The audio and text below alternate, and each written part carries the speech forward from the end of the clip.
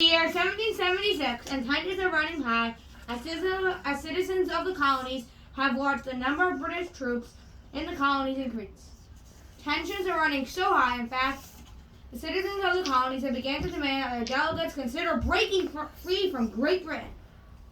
Currently, Ben Franklin and Thomas Jefferson are having a heated conversation about their opinions on the matter. We must not pay heed to King George's war with France. He's too occupied with his own issues to care about what's going on here on our soil.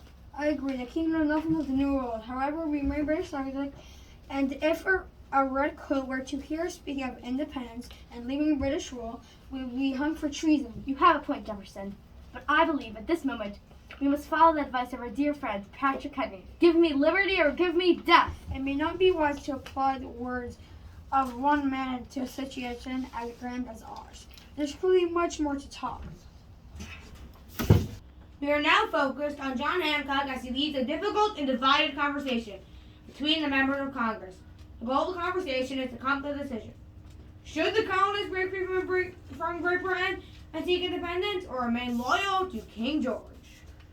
Order, delegates, order. Find your seats. Delegates, we are in the midst of a revolutionary war, and our citizens' cries to break free from British rule are growing every day. We must come to a decision regarding this matter. Hear, hear. It is critical that we come to a decision. In order to come to a conclusion, we must ask ourselves, are we treated like English citizens or not? In order to answer that question, one must remember that we do not receive the rights and liberties of English citizens while we continue to pay taxes that line King George's pocket. If we were true equals to our kinsmen across the pond, we would receive the same rights and have representation and parliament. We are gathered here today because we have neither of those things. And for that reason alone, we must become independent from Britain. Aye! Adams, you speak so freely of independence without thinking of the consequences. What of our security? We do not have the weaponry or manpower to defend ourselves. What of our trade? We may lose allies if we break ties with Britain. So then, what solution are you proposing, Dickinson? Let us forget all this mess. We will send a delegate to speak with King George about the taxation nonsense so that we can bring back the peaceful life we had before the French and Indian War.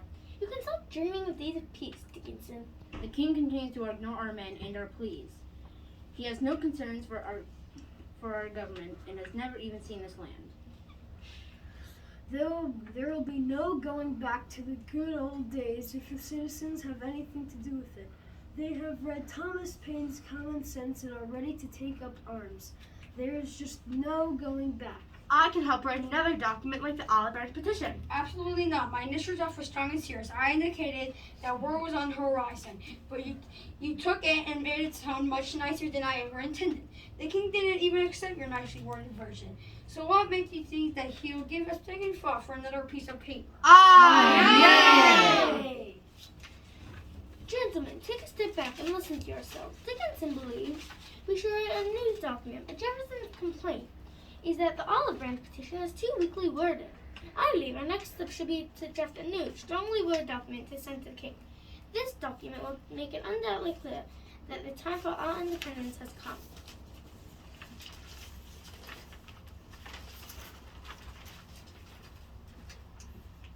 The delegates are arguing amongst themselves. What should this document contain? Who will be tasked with writing this document? Should the document even be written at all?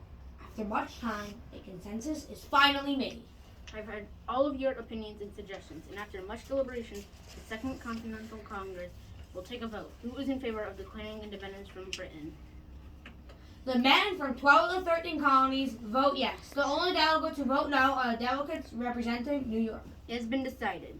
We will go forward in writing this document. Specifically, those who will be responsible for drafting this document will be John Adams, Benjamin Franklin, Roger Sherman, Thomas Jefferson, and Robert Livingston. We have the utmost faith in these gentlemen and wish them the best of luck. It is June 11th, 1776. The Committee of Five, consisting of John Adams, Benjamin Franklin, Roger Sherman, Thomas Jefferson, and Robert Livingston, is meeting in Philadelphia with the task of drafting the Declaration of Independence. Welcome, gentlemen.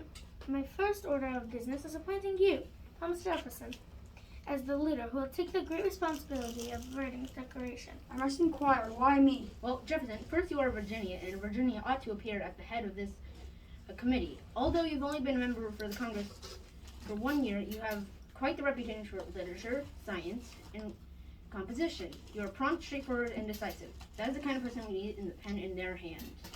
Well, if you decide it, I will do as well as I can. Very well. When you have drawn it up, we will have a meeting. We have the utmost faith in your abilities. Jefferson has completed his draft of the Declaration of Independence, and the Committee of Five meets again to review his work. Jefferson and Adams begin the scene sitting off to the side, while the other committee members are sitting together, talking quietly. Adams will be the first person to read Jefferson's Declaration of Independence. Let me inspect your work, Jefferson.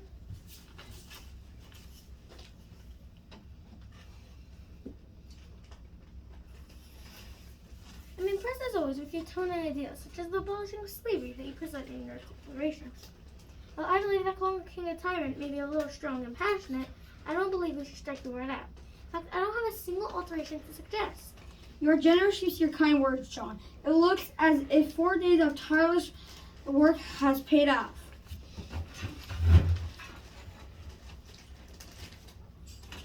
You're writing exactly what we have expected, Jefferson. I'll be proud to present this document to Congress. I too have nothing but praise for your work. There are very few revisions that I would make. I do not see any changes that need to be made. We are in the moment in time that we must be swift with our actions. Congress is growing impatient. We will report the document as it is in Jefferson's handwriting. I specifically enjoyed that you have divided the document into 4 parts. The preamble so eloquently explains the reason why we have created the Declaration of Independence. I think we all can agree on how powerful the first line is. We hold these truths to be self-evident, that all men are created equal, and that they are endowed by their Creator with certain unalienable rights, that among these are life, liberty, and the pursuit of happiness. That line was inspired by Enlightenment thinker John Locke, who noted that all people maintain the right of life, liberty, and property. While Adams, you believe that calling the king a tyrant in the third section, the list of grievances, is too strongly worded. I love how personal the word is. Your list of grievances is expansive and talks about every complaint us colonists have ever made, including taxation without representation to the king's decision to keep and quarter servants in the colonies.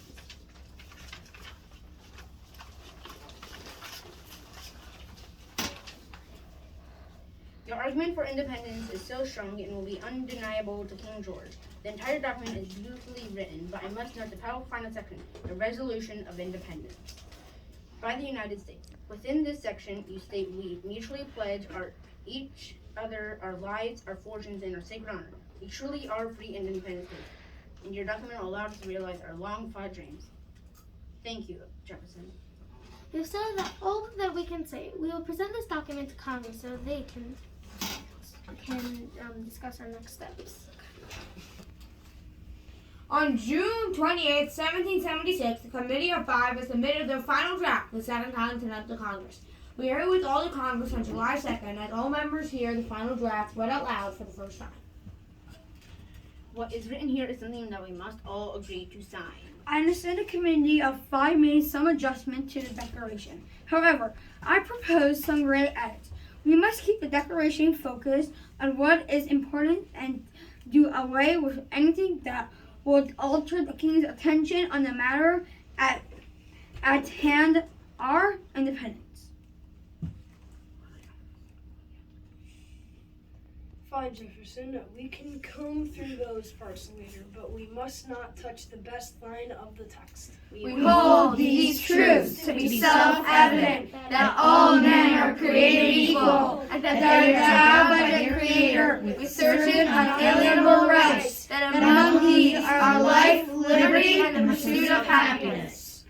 Yes, of course that one must stay. Jefferson's writing is direct and it holds the king accountable for his actions. The king will be forced to take notice after he reads our declaration.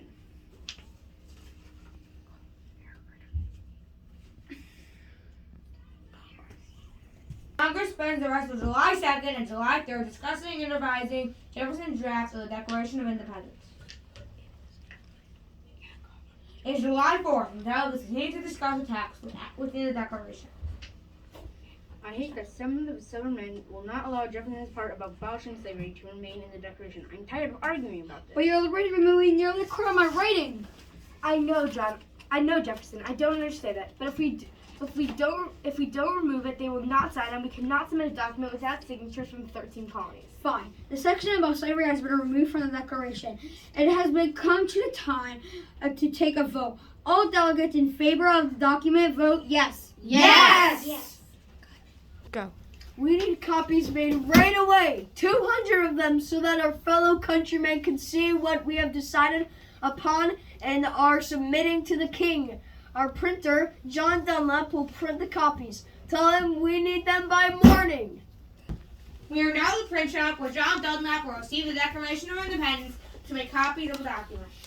Mr. Dunlap, I have the Declaration of Independence. How momentous this is! This is the first time anybody has claimed that government should benefit the people, and the rulers must treat their subjects fairly.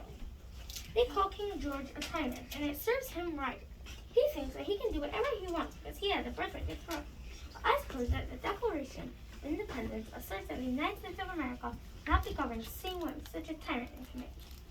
Yes, Dunlap. The Declaration certainly makes it